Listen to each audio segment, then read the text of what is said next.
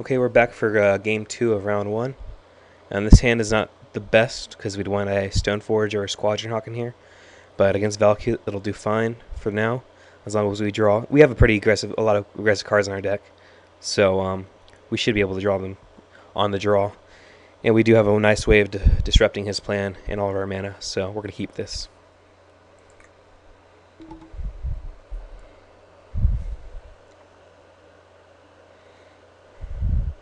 The best play he could have on turn 2 would be a Cobra if we don't draw a Lightning Bolt or such soon.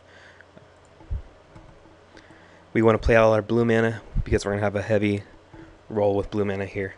For us, the best play you could have right now is a Colony Heart Expedition. But, oh, that's very nice. Okay.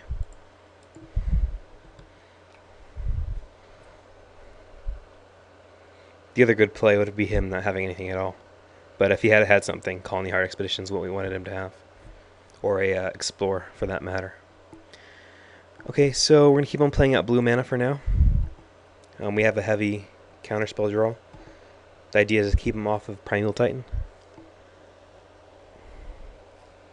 And a lot of times they have a hard time getting where they want to go without, with all their ramp spells countered. So he's probably going to follow this up with a Valkyrie or a fetch land. Valkyrie, okay. So Sword of Feast and Famine, we got it there. We don't like to draw that normally by itself. It's kind of you always want to get with your Stoneforge, because your Stoneforges, if they don't have any equipment to get, you're just squires. But it's still fine. We still have a powerful card, but we need guys to put it on.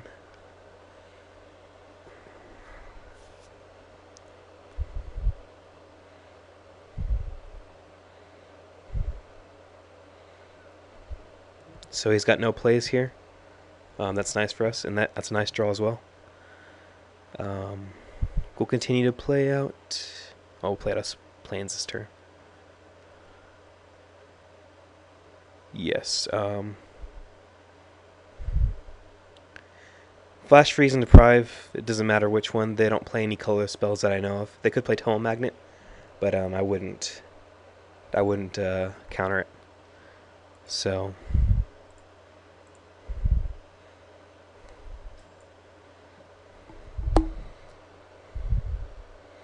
He does not have the ability to play a Titan next turn, which is nice. And we get to fill up our hand with Hawks. And the next turn, if he does tap out, we can play the sword and swing and attach it.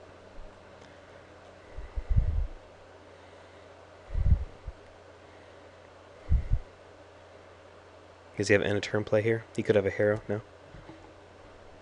I expect them to take out Harrows against me, but at the same time, I've had them keep them in, so you never know what you're facing online. So it's like he's going for a play here. If it's a Cobra, I do believe we let him. Okay, so it is a Cobra. If we let him have it, I say we let him have it. He will have access to, if he has another fetch land, 2 mana, 3 mana, 6 mana. But that's, well, we'll have to counter that. But I'm not going to activate his traps right now if we don't have to. So if he does have another fetch land and have a Titan in hand, we will counter it, and then we'll have to deal with his traps, but we don't know if he had traps, so I figured it's best to not worry about it for now. Okay, so he kept this mana open. Makes me wary to play a Feast and Famine into it.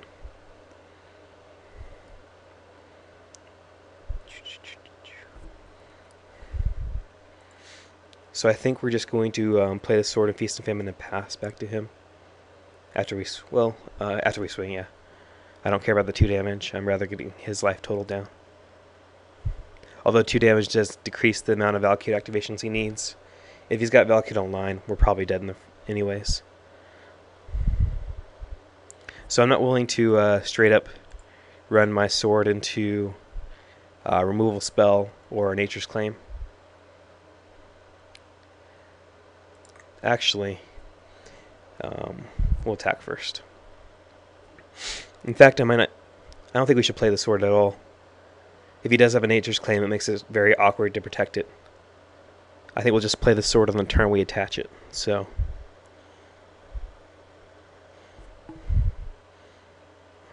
we'll just play another Squadron Hawk post-combat.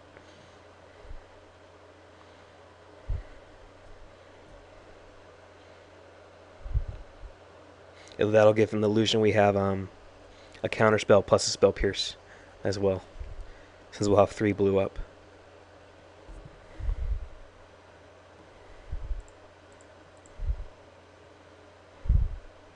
And this Hawkeye would trade with this Cobra if he attacked. So we'll pass back to him.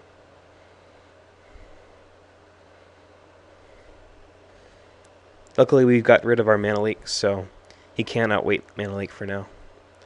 We're really just waiting for him to tap out so we can play our sword and swing it on him.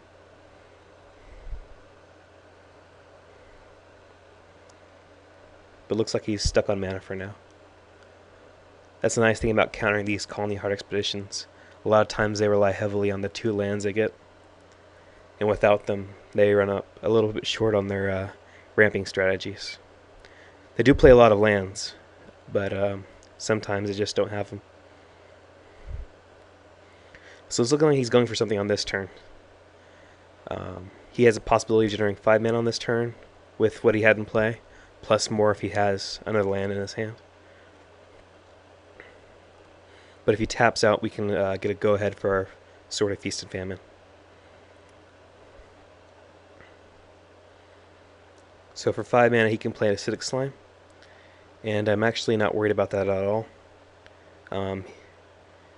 He can't cut us off at anything, really. Next turn, we'll be able to play the sword and equip it.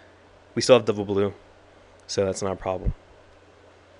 And we'll have 2 counters back up. And as always, if he wants to trade his Cobra for a Hawk, that's fine with me. But that play does not bother me at all. In fact, I'm rather happy that he did do it. Okay, so we got a Jace, which is not relevant right now.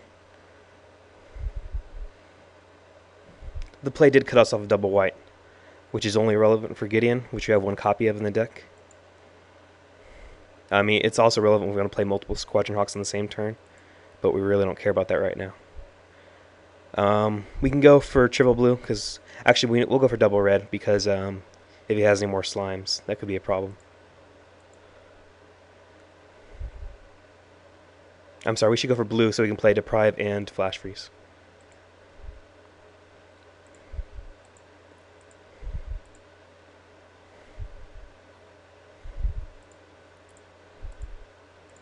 The question is if we want to attack with both here, and I will trade 1 extra damage to him for 2 damage to us, so I do want to attack with both.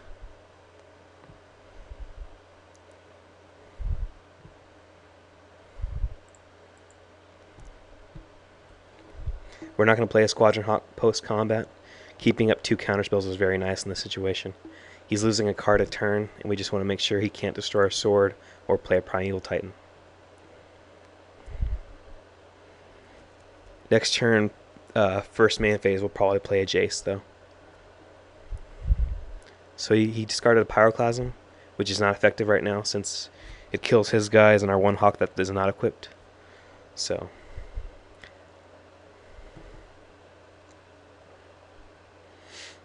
oftentimes when they board in all these cards to deal with our stuff, it dilutes their own deck and they're less effective at pushing out a Primeval Titan. I don't know what he took out for that, maybe ramp, but it also helps us by him not having a streamlined deck as they do in the first game.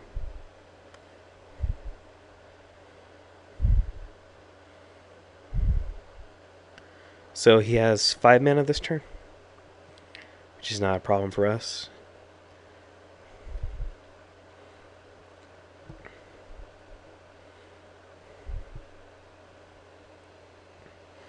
I will go use Deprive first if I play Counterspell, just because this might be a Manic Vandal.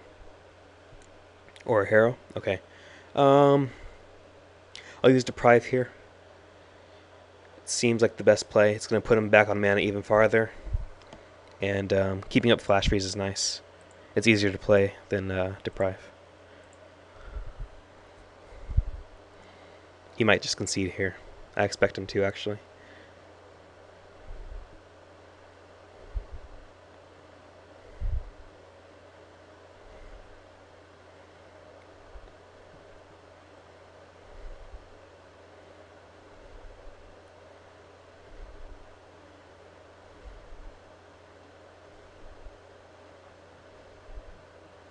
If he tries to bolt our Squadron Hawk, I will counter it because okay,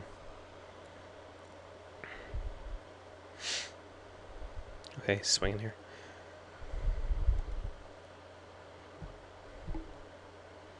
Because that'll reduce him to one card in hand, we'll be able to discard it with the Sword of Feast and Famine.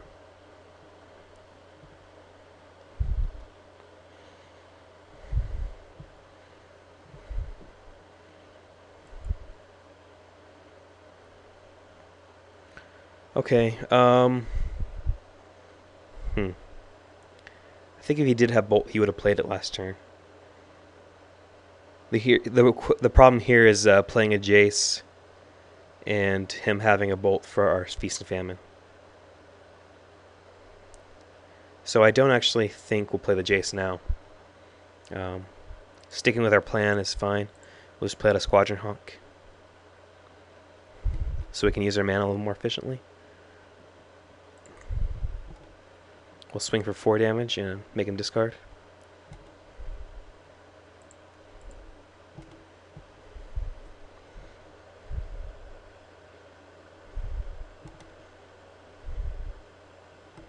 Okay, so we're pretty sure he doesn't have a Bolt now. He wasn't playing like he did have it, but he'd been tapped out earlier, so we weren't sure if he did. So next turn we'll play Jace. So he discarded Primeval Titan there, it's very nice. We're assuming he has another Primeval Titan in his hand. Or a Summoning Trap or a Green Sun Zenith.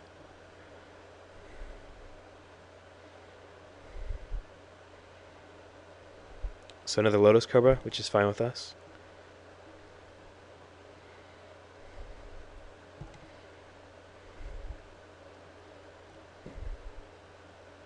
And we won the game.